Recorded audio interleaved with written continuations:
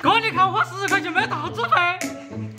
啷个那个贵呢？这个猪肺一般都拿喂狗了嘛，都没得人吃。啊？那不是被坑了呀？没得事，我给你煮熟了，值2倍。先把猪肺洗哈。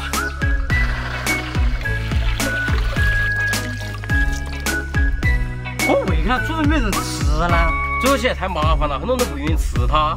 现在人太难了。哎，哥，你说没做好了，那警察去卖回去来吃没得？那你压去试了嘛？先给猪肺焯个水。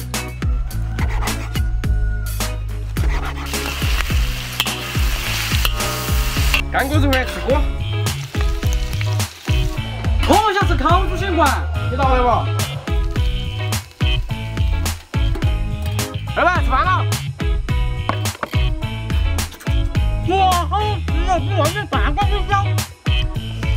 你不是说你拿上赶紧卖吗？不需要，我自己都不会吃。煮这些是我熟悉，但是你要想煮贵的话，我天天都可以吃。